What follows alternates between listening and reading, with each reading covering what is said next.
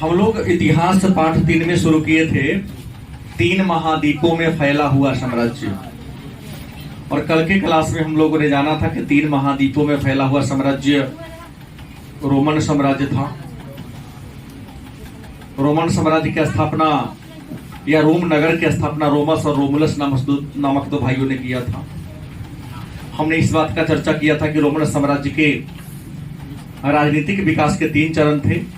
इसमें पहले हम लोगों ने जाना था कि राजतंत्र का काल था, उसके बाद गणतंत्र का काल आया, उसके बाद साम्राज्य का काल आया। रोमन साम्राज्य के प्रमुख राजाओं के बारे में कल के क्लास में हम लोगों ने जाना था।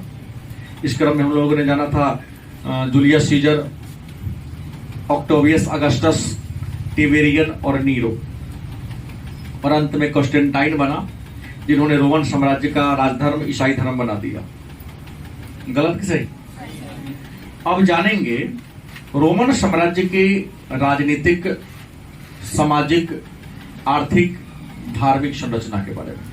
मतलब आज का हमारा जो पहला प्रश्न होगा उसका नाम होगा रोमन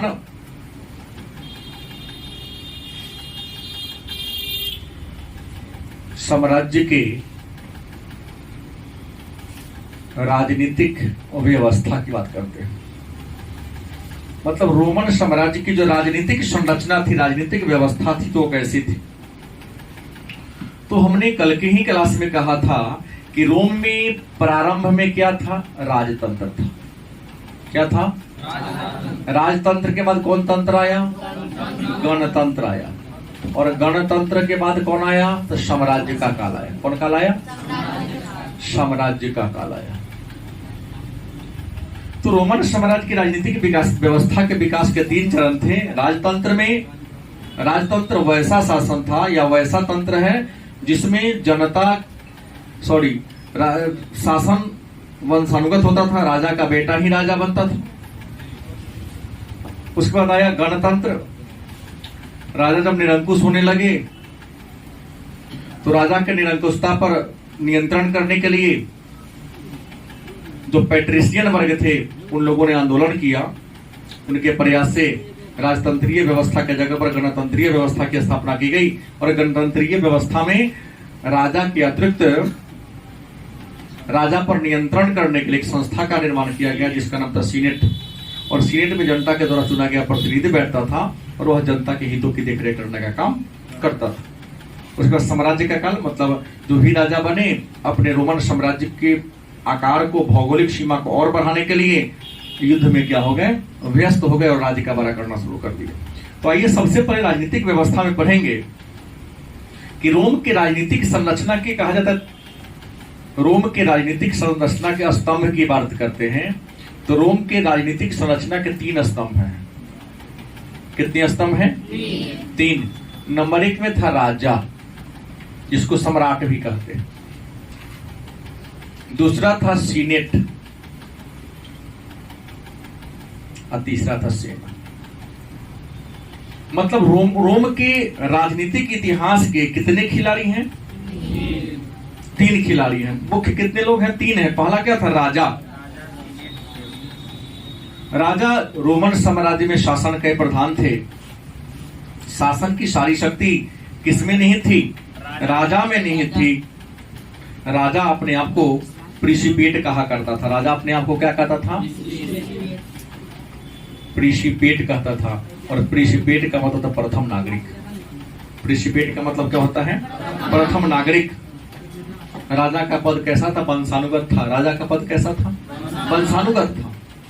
मतलब राजा के मरने के बाद अगला राजा उनका क्या बनेगा? बेटा ही बनेगा।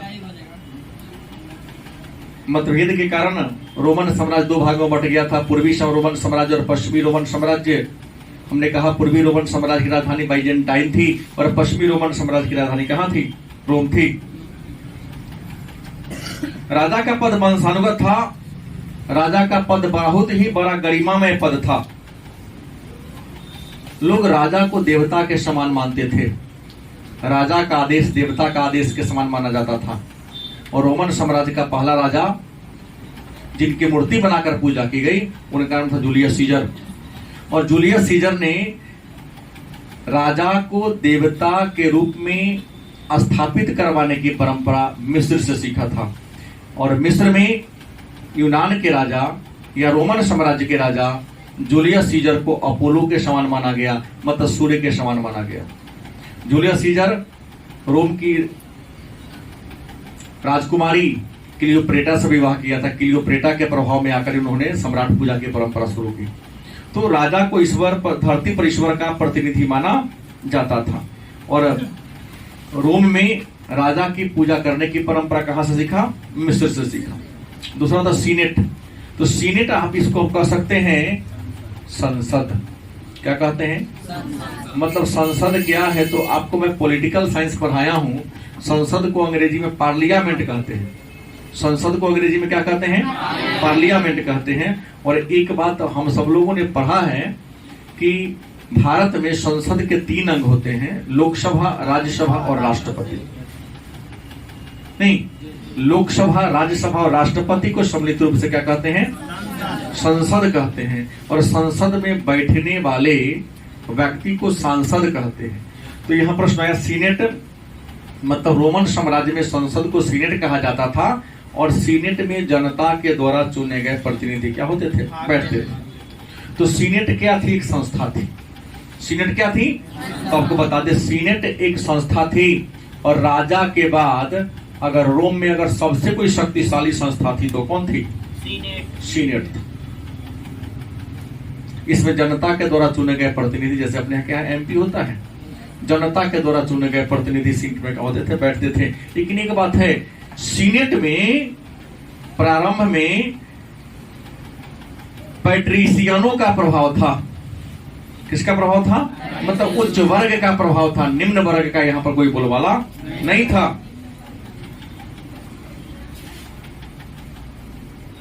राजतंत्रीय व्यवस्था में समाज अमीर और निर्धन दोनों भाग में बटा था। तो अमीरों का दबदबा था।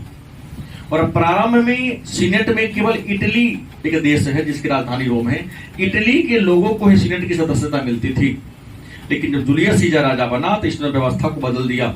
कहा कि हमारे साम्राज्य में कई छोटे छोटे राज्य पड़ते हैं, तो सभी राज्य के प्रतिनिधि यदि सीनेट में सदस्य बनेंगे, शामिल होंगे, तो सभी राज्य अपनी अपनी समस्या को रखेगा, तब जाकर के सभी राज्य की समस्या समान रूप से क्या होगी? हटेगी, समस्या मिटेगी। तो प्रश्न हुआ कि सीनेट में प्रारंभ में इटली के लोगों का दबदबा था। इटली के लोग ही सीनेट में चुनकर आते थे। लेकिन बाद में जब जूलियस सीजर राजा बना, इस व्यवस्था को क्या कर दिया? बदल दिया। राजा और सीनेट में अनुन्याश्रय संबंध था। भले ही राजा शासन का प्रधान था, लेकिन जब गणतंत्रीय व्यवस्था की शुरुआत हुई तो राजा सीनेट के परामर्श के अनुसार ही काम करते थे। जैसे भारत की बात कर ले तो भारत में शासन राष्ट्रपति के नाम से चलाया जाता है। भारत का शासन राष्ट्रपति के नाम से चलाया जाता है, लेकिन राष्ट्रपति वही करते हैं जो संसद कहता है। राष्ट्रपति हर कार्य केंद्रीय मंत्रिपरिषद के परामर्श और सलाह से ही करते हैं। और केंद्रीय मंत्रिपरिषद के प्रधान कौन होते हैं? तो प्रधानमंत्री होते हैं। राष्ट्रपति ऐसा कोई काम नहीं करेंगे जो केंद्रीय मंत्रिपरिषद सलाह न दे के खिलाफ हो।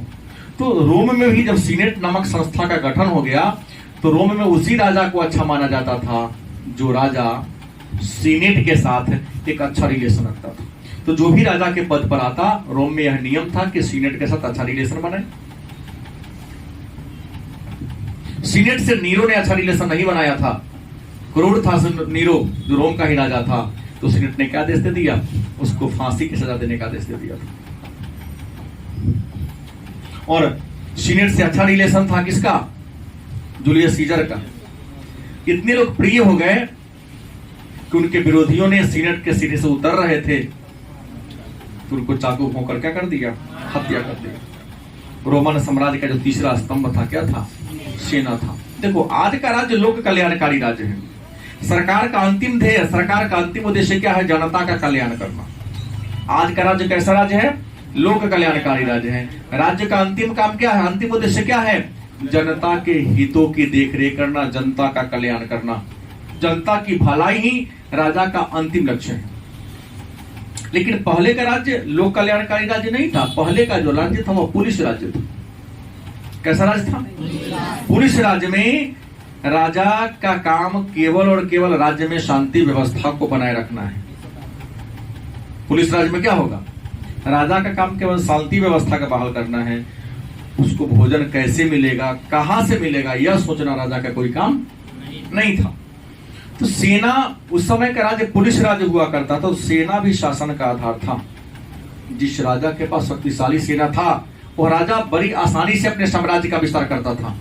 अपने ताकतवर सेना के बल पर ही रोम के शासकों ने अपने साम्राज्य को 3 महाद्वीपों तक फैलाने का काम किया था। और प्यूनिक के मैदान में 3 बार युद्ध हुआ। शक्तिशाली सेना की सहायता से ही प्यूनिक के मैदान में क्या हुआ? रोम की जीत हुई थी। तो ये तो 3 स्तंभ हो गए। अब एक प्रश्न होगा कि शासन चलाने वाला जो प्रशासनिक अधिकारी कौन था? तो शासन चलाने वाले कोई ना कोई व्यक्ति तो होगा। प्रशासन जैसे अपने है ना, एसपी है, डीएम है, दरोगा है, डीएसपी है नहीं है? रेल मंत्री है, वित्त मंत्री है, शिक्षा मंत्री है, स्वास्थ्य मंत्री है। तो प्रश्न है, रोम में शासन चलाने वाले राज्य के प्रमुख पदाधिकारी कौन थे? तो शासन चलाने में कई थे, जैसे एक में था प्रेटर। एक में कौन था? शासन चलाने वाले नंबर 1 में था प्रेटर। दूसरे का नाम था सेंसर, सब बता रहा हूं। दूसरा कौन था? सेंसर। तीसरा कौन था? क्वेस्टर। तीसरा कौन था? क्वेस्टर। चौथा क्या था? एडिलीज। और 5वां कौन था? ट्रिब्यून। तो प्रश्न है, रोमन साम्राज्य के प्रमुख प्रशासनिक अधिकारी, देखो यही नहीं था, इसके अलावा भी और थे, लेकिन ये रोमन साम्राज्य के प्रमुख अधिकारी थे। अब प्रश्न है कि प्रेटर कौन थे? आपका ये प्रश्न था। तो रोमन साम्राज्य में न्याय देने वाला जो सबसे बड़ा पदाधिकारी था, प्रेटर मतलब न्यायाधीश। प्रेटर मतलब न्याय के प्रधान अधिकारी को न्यायाधीश आज भी इंडिया में कहते हैं, अंग्रेजी में जज कहते हैं। तो रोमन साम्राज्य में न्यायाधीश को क्या कहा जाता था? प्रेटर कहते थे। और प्रेटर की संख्या कितनी थी? तो आपको बता दे, प्रेटर की संख्या 2 हुआ करती थी। एक रहेगा तो भी तनासाफ हो सकता है, 2 रहेगा तो तनासाफ होने की संभावना थोड़ी सी क्या है? कम है। दूसरा क्या था? दूसरा का नाम था सेंसर। दूसरा का नाम क्या था? जनता पर टैक्स का निर्धारण करने वाला, कह सकते वित्त मंत्री। क्या था? सेंसर। जनता पर टैक्स का निर्धारण करने वाला जो अधिकारी था, उसका नाम क्या था? सेंसर। और सेंसर की संख्या भी कितनी थी? 2 थी। तीसरा कौन था? क्वेस्टर। क्वेस्टर का मतलब हुआ कि कोषाध्यक्ष, जैसे भारत में वित्त मंत्री है ना, वैसे ही कोषाध्यक्ष को क्वेस्टर कहा जाता था। और क्वेस्टर की संख्या भी कितनी थी? 2 थी। कोषाध्यक्ष को कहा जाता था। उसके बाद एडिलीज। अपने भारत में एक डिपार्टमेंट है पीडब्ल्यूडी, नहीं, जनता के हितों के कार्य को कराने वाला, जो सड़क बनाना है, सड़क के किनारे नाला बनवाना है, मतलब जनता के विकास के लिए काम करने वाला जो एक विभाग है, उसको कहते हैं भारत में पीडब्ल्यूडी विभाग। डोगरा में है उसका ऑफिस में। तो ऐसे ही जनता के लिए जो काम करने वाले, जनता के लिए विकासात्मक और कल्याण के लिए काम करने वाला जो पदाधिकारी था, जैसे अपने यहाँ मानव संसाधन विकास मंत्रालय, वैसे ही एक विभाग था जिसका नाम था एडिलीज। और एडिलीज की संख्या भी कितनी थी? 2 थी। कितनी थी? 2 थी। अब अंत में था ट्रिब्यून। क्या था? आम जनता के हितों की रक्षा करने वाली। जैसे गणतंत्र के काल में भी अगर बात कहते तो यहां भी ये तो नियम है, मत्स्य ने माइट इज राइट, जिसकी लाठी उसकी भैंस की कहानी। आप हमेशा सड़क पर देखते ही रहते हैं। न्याय बलवान का हित है, एक विद्वान ने कह दिया थ्रेसी मेकर्स, न्याय क्या है? तो जो बलवान चाहता है। हमारे नेपोलियन बोनापार्ट ने कह दिया भगवान उसी राज्य में निवास करती है जिसके पास विशाल सेना हो, शक्तिशाली सेना हो। तो ऐसे ऐसे महापुरुषों का स्टेटमेंट है। तो ट्रिब्यून, इसकी संख्या कितनी थी? 10 थी। ट्रिब्यून कितने थे? 10। इसका काम क्या था? तो आम जनता के हितों की देखरेख करना। आप 2-3 को दबंग मजबूता दिया, आपको पीट रहा है, अगर पुलिस की गाड़ी आएगी तो तुरंत भाग जाएगा वो। क्योंकि आम जनता के हित की रक्षा करने के लिए, सुरक्षा करने के लिए पुलिस आई है। पुलिस, पु से पुरुषार्थ, ली से लिप्सा रहित और स से सहयोगी। आप उसके पास जाओ, निश्चित तौर पे आपको सपोर्ट करेगी। लेकिन पहली बात तो आप जाते ही नहीं हो, और कामना सोच कैसे लेते हो कि बिना कहे जाएगा। बिना कहे तो माँ भी अपने बच्चों को दूध नहीं पिलाती, गलत सही, रोना पड़ता है दूध पीने के लिए। नया शॉर्ट सिलवाना है पिताजी से तो जिद करना पड़ेगा, आना तो पुराना क्या है, फाड़ दो, पापा फट गया लो सब। ऐसे आप लोग करते हैं कई बार।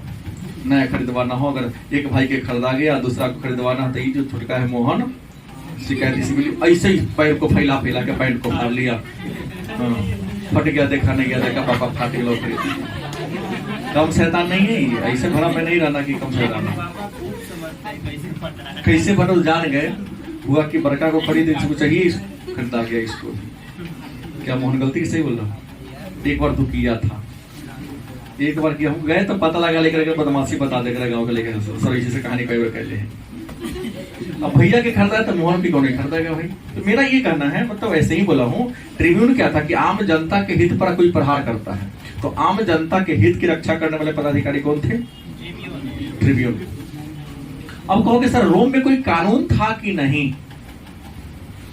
रोम के कानून की बात करते हैं तो शासन का आधार कानून होता है। कानून क्या है?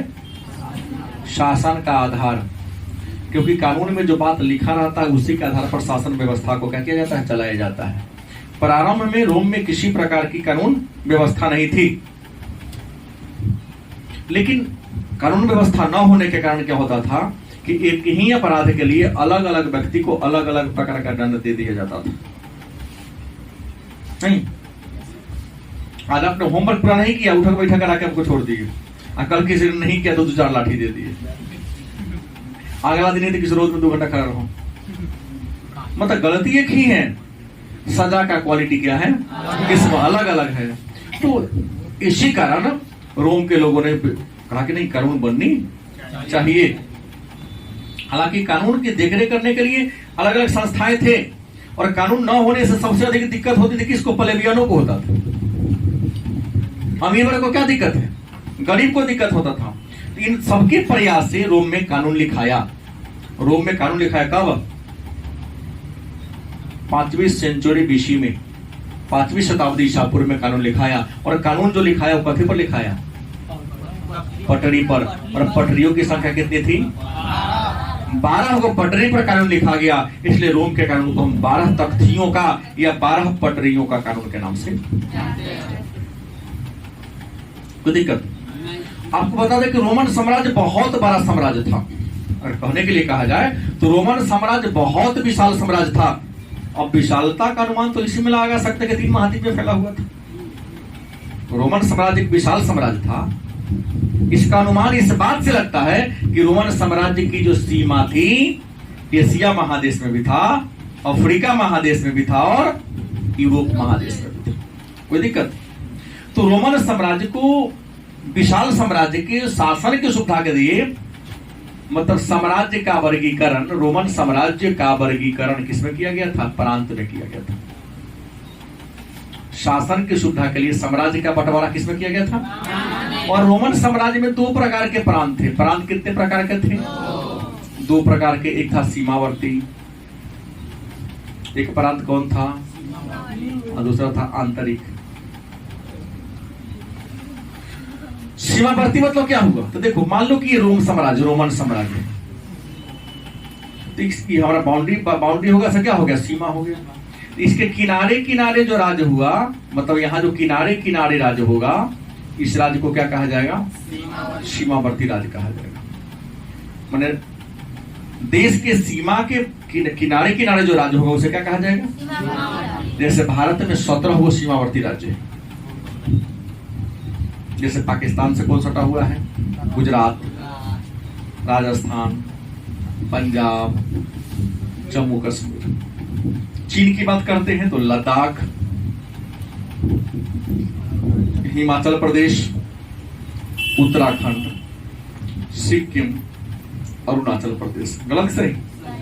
लद्दाख तो हमारा अफगानिस्तान से भी सटा हुआ है। अरुणाचल प्रदेश, हिमाचल प्रदेश, नागालैंड, मणिपुर, त्रिपुरा, सॉरी मिजोरम, ये मेघालय से म्यांमार से सटा हुआ है।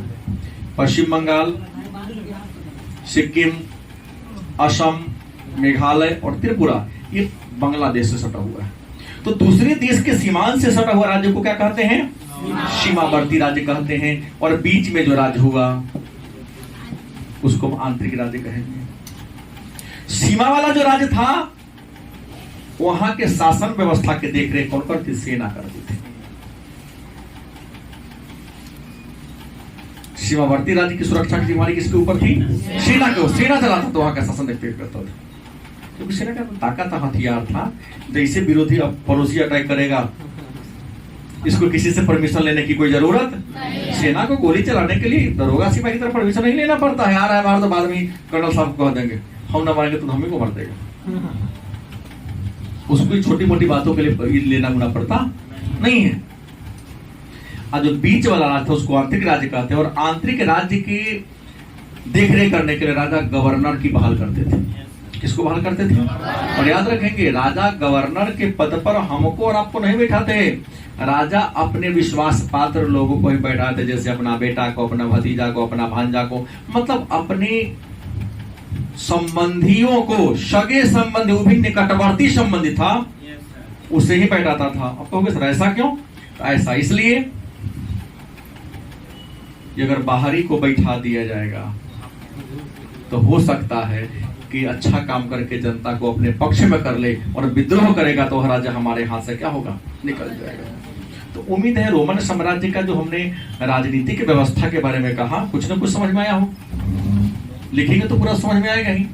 अच्छा, राजनीति के बाद हर एक समाज होता है। क्या होता है? सामाजिक व्यवस्था। क्या होगा? अब प्रश्न है, रोमन साम्राज्य की सामाजिक व्यवस्था कैसी थी? देखिए, तो सबसे पहले बात तो बता दूं कि रोमन समाज में, समाज की बात करते हैं, रोमन साम्राज्य में समाज दो भागों में बटा हुआ था। एक क्या था? उच्च वर्ग, और दूसरा क्या था? रोमन साम्राज्य में समाज कितने भागों में बटा था? दो वर्गों में बटा था। एक का नाम क्या था? और दूसरा में क्या था? उच्च वर्ग को पैट्रिशियन कहा जाता था। पैट्रिशियन। और निम्न वर्ग को प्लेबियन कहा जाता था। उच्च वर्ग को क्या कहते हैं? पैट्रिशियन। और निम्न वर्ग को क्या कहा जाता था? प्लेबियन कहा जाता था। और याद रखिएगा, पैट्रिशियन जो थे इसे अभिजात वर्ग भी कहा जाता था। राज्य में जितने भी ऊंचे ऊंचे पदाधिकारी थे, चाहे प्रेटर हो, सेंसर हो, क्वेस्टर हो, एडलीज हो, ट्रिब्यून हो, जो भी बड़े बड़े पदाधिकारी होते थे, मतलब एक प्रेटर बड़े पदाधिकारी, बड़े पदाधिकारी के पद पर किसकी बहाली होती थी? पैट्रिशियन, मतलब उच्च वर्ग के लोगों की बहाली होती थी। और निम्न वर्ग में प्लेबियन।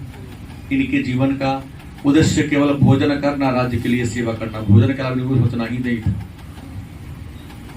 हमने कल कहा कि रोमन साम्राज्य में जूलियस सीजर के शासनकाल में केवल रोम नगर की आबादी 70 लाख थी। कितनी थी? उस 70 लाख में 23 लाख गुलाम था। गुलाम बनाया किसे जाता था? तो राजा ने किसी राज्य पर आक्रमण किया, वह राज्य लड़ाई में क्या हो गया? हार गया। अगर वह राज्य लड़ाई में क्या हुआ? हार गया, तो वहां के सभी नागरिकों को गुलाम बना लिया जाता था। कोई दिक्कत? वहां के नागरिकों को गुलाम बना लिया जाता था। केवल भोजन एक बार दिन में, एक बार रात में मिलता था, और उसे पेट पर ही आजीवन काम करना होता। उसे शादी विवाह करने, किसी भी प्रकार के सांस्कृतिक या सामाजिक कार्यक्रम में हिस्सा लेने का पावर नहीं था। उसको पहचानने के लिए नियम बना दिया कि जो गुलाम होगा कान में बाली पहनेगा, मैंने कान का कोई पहनेगा, और माथा को हमेशा छिलवा के रखेगा। धीरे धीरे जब गुलामों को विवाह करने का अधिकार नहीं मिला, तो गुलामों की संख्या क्या होने लगी, जिससे कृषि के उत्पादन में भी क्या आया? गिरावट आया। युद्ध में राजा असफल होने लगे। भाई गुलाम रहेगा तो लड़ाई में लड़ने जाएगा वो। जब वो क्या, उस सब की संख्या में कमी आने लगी, तो एक राजा आया तो कहा कि नहीं, गुलाम भी शादी विवाह करेंगे, संतान उत्पन्न कर सकते हैं, तो गुलाम ने इसका विरोध किया और कहा कि शादी विवाह करें, तो हमें अधिकार दीजिए कि हमारा जो संतान हो वह गुलाम न बने। अगर उसको गुलाम बनाने की परंपरा होगी तो शादी ब्याह क्या करेंगे? नहीं करेंगे। एक तो हम गुलामी का जीवन जी लिया, और अगला पीढ़ी भी आएगा तो गुलामी में जिएगा। पहले तो बात को नहीं माना गया, लेकिन देखा कि सेना की संख्या में कमी होने लगी, तो कहा कि नहीं, शादी विवाह करो और आपका जो संतान होगा वह गुलाम क्या होगा? आम नागरिक कहलाएगा, स्वतंत्र नागरिक कहलाएगा। क्योंकि आम नागरिक के दो वर्ग थे, एक स्वतंत्र और एक गुलाम। सबका वंशज उसी सबसे होता, ये बन गया। इसके अलावा कुछ लोगों ने और सारा समाज में डिमांड किया कि हम गुलाम हैं, हमें गुलामी के बंधन से मुक्त करने का कोई तो कोई उपाय होगा। जैसे कर्ज ले लेते हैं, कर्ज नहीं सदने वाला होता है, तो कुछ देकर नहीं होता है कि हमको माफ कर दिया जाए, माफीनामा मांग लेता है। जो कि देखो, गुलाम का कीमत जितना होगा अब उतना कीमत अदा कर दो, तुम्हें गुलामी के बंधन से क्या कर दिया जाएगा? मुक्त कर दिया जाएगा। ये मेन दो वर्ग थे, लेकिन इन मेन दो वर्ग के अलावे और भी पदाधिकारी थे। सीनेटर, क्या नाम था? इन दोनों के अलावे और भी वर्ग थे, नाम था सीनेटर। अश्वारोही, क्या था? अश्वारोही। तीसरा वर्ग था निम्न वर्ग, जो खेती बाड़ी करता, और चौथा कौन था? गुलाम। इन दोनों वर्ग में ये सारे सीनेटर, जो सीनेट के अध्यक्ष को सीनेटर कहा जाता था, सीनेट के अध्यक्ष को क्या कहा जाता था? सीनेटर। अश्वारोही, जो हमेशा घोड़ा पर चढ़कर शहर में चढ़ गई, पुलिस आजकल अपाची वाला घूमते रहता है। उस समय तो अपाची था नहीं, जिसको टाइगर मोबाइल करे या पैंथर कहते हैं। उस समय माने सिपाही जो थे, मतलब टीन वाला कपड़ा पहन के, टीन चदरा वाला, केवल आंख उसका दिखाई देगा।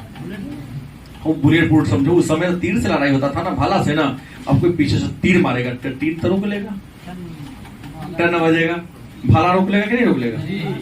तो टीन का कपड़ा पहनता था, कुर्ता पैजामा, हाथ में भाला लेके घोड़ा पर बैठकर। अब नीचा पैजामा के रूप में नहीं था, लेकिन कमर से ऊपर तो कुर्ता लोहा का हो ही सकता है, ताकि अटैक तो हमेशा ऊपर ही होता है ना। क्या जी? नीचा करेगा तो अंग कट जाएगा, लेकिन मरेगा नहीं ना जल्दी। हाँ, तो प्रश्न है कि ये लोग घोड़ा पर चढ़ के पूरे गांव में, शहर में दौरा करते थे, और कुछ ऐसे जो सीमा के सुरक्षा के लिए घूमते थे, ताकि हमेशा गश्ती लगा रहेगा। देखते सिपाही गाड़ी लेकर के रात में गश्ती करता है, थानेदार लोग, ताकि चोर उचक्का आम जनता को परेशान ना कर सके। समाज में हमने कहा, अगर रियल में सारा वर्ग था, तो इन सारे वर्ग को समाज, अगर रियल कहेंगे तो समाज में इन सारे वर्ग को मिलाकर दो ही वर्ग बन गया था। एक था स्वतंत्र नागरिक, क्या था? और दूसरा क्या था? दास। रियल में सारे वर्गों को लिया जाता, सीधा दो वर्ग बटा था समाज। एक स्वतंत्र नागरिक, और स्वतंत्र नागरिक में भी कई वर्ग थे। एक तो दास। तो स्वतंत्र नागरिक की स्थिति अच्छी थी, लेकिन दासों की स्थिति अच्छी नहीं थी। दासों का खरीद बिक्री होता था, दासों का बाजार लगता था, दास का बाजार। रोमन साम्राज्य में दास का बाजार लगता था, जहां लगता था उसका नाम डेल्फस। डेल्फस नामक शहर में दासों का खरीद बिक्री हुआ करता था। राजा क्या करते थे? दास को पहलवान बनाते थे। दास माने गुलाम, दास का मतलब होता है गुलाम, जो दूसरे के मर्जी से काम करे उसी को दास या गुलाम कहेंगे। जो आदेश दे दिया, अलादीन के चिराग में आदेश तो हमारे यहाँ का, फलाना काम करके चलो। देखिए क्या अलादीन का चिराग, बच्चों को तो अच्छा लगता है देखने में। तो डेल्फस नगर में दासों का बाजार लगता था। और याद रखिएगा, ये दास में कुछ पहलवान होते थे। दास में कुछ पहलवान, कोई काम नहीं तो उससे कुश्ती लड़ा के उसको मजबूत बनाया जाता था, हमेशा अखाड़ा में लड़ा के, ताकि जब लड़ाई हो, हाँ, तब पड़ोसी को उठा के पट के नहीं। पहले लाठी से न होता था, और लोगों में दम कहाँ है? अब तो कहते गोली मार देंगे, तो देह में दम में न, तो लाठी कैसे चला देगा? पहले कुश्ती हुआ करता, लाठी का मार हुआ करता था। शरीर को क्षति होता था, जीवन को क्षति नहीं होता था। जान माल की क्षति। 2-4 लाख ही देगा, 10 दिन आराम करेगा, फिर ठीक हो जाएगा, फिर थोड़ा पीटेगा। ये को लड़ाई हुआ कि बंदूक से लड़ रहे हैं। बंदूक ने तो इंसान की इंसानियत को समाप्त कर दिया है, और मोबाइल ने तो मानव के रिश्तेदारी नातेदारी को भी नष्ट कर दिया। मोबाइल, मैं सही बता रहा हूं कि मानवता को साफ नष्ट कर दिया है। आज मोबाइल ने लोगों के बीच की दूरी को बढ़ा दिया है। सही बोल रहा हूं? आप कहो कि कैसे हो रहा है? दोस्त तुम्हारा सीमित होते जा रहा है। जन्मदिन था तो पहले मेरा घर जाके हैप्पी बर्थडे कह के आते थे। अब क्या होता है, फेसबुक पे बैठाई देते हैं और डुप्लीकेट केक लेके हम मोबाइले पर लगा देते हैं। स्टोरी लगाने से क्या होगा? गले लगने से मित्रता जितनी प्रगाढ़ता आती है, और फूल भेजने से, गुलदस्ता भेजने से मोबाइल पर, क्या उसको मिल जाएगा?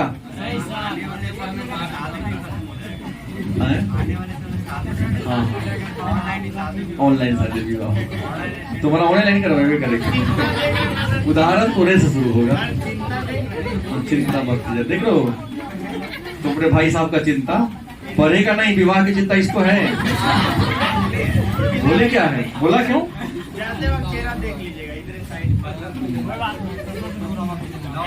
अब जिसके बड़े भाई सब ही ऐसे हो तो छोटा बच्चा क्या करेगा? तो मतलब जो गुलाम था उससे पहलवान भी होता था। उसमें युद्ध में विजय प्राप्त करने के लिए राजा क्या करते थे? गुलाम को हमेशा कुश्ती खिलवाते थे अखाड़ा में, और पहलवान गुलाम को ग्लैडिएटर कहा जाता था। ग्लैडिएटर कहा जाता था। और इन पहलवानों को जिस अखाड़ा में लड़ाया जाता था, उस अखाड़ा का नाम था कोलोसियम। क्या नाम था? और यूनान का जो कोलोसियम है, आज भी वो उसका अवशेष बचा हुआ है। कई बार भूकंप पहले ऊपर गिरा नहीं है। 50,000 ईडन गार्डन जो कलकत्ता का विश्व का सबसे बड़ा क्रिकेट स्टेडियम है, उससे भी ज्यादा एक बार बैठने की क्षमता थी उसमें। ऐसे ग्लैडिएटर्स आपस में कोलोसियम में खूनी संघर्ष करते थे। मतलब एक जैसे WWE कहना रहता है कि लोहा चला के, पेड़ चला के, कुर्सी उठा के, पीठा पर एक गिर गया तो ऊपर से कूद के देह पर कूद जाता, को हड्डी से सब टूट जाए, ऐसे लड़ता था। और जितना एक पहलवान दूसरे पहलवान को मारता, उतना जोर जोर से क्या हो जाता, आज जीतने वाले को बड़ा से बड़ा इनाम दिया जाता था। और अंत में जो जीत जाएगा उसे शेर से लड़ाया जाता था। हाँ, भूखा शेर को छोड़ दिया जाता था। पहलवान जो सबसे बड़ा हो गया तो शेर से लड़कर दिखाओ। नहीं क्या? गुलाम है ना, गुलाम का अपना कोई नहीं था, लड़ना ही था। शेर जितना लड़ता, वो जितना चिल्लाता, लोग उतना आम जनता, राजा भी उसको बैठ के देखता, खुशी से ताली बजाते। तो ये था रोम की सामाजिक व्यवस्था। ठीक है, मतलब गुलाम से युद्ध में भी, खेती में भी, खाने में भी काम कराया, और अंत में मनोरंजन के लिए भी उसी की मृत्यु पर मनोरंजन लोग करते थे।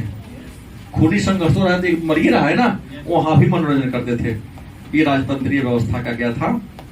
वर्तमान समय में अभिशाप कह सकता हूं।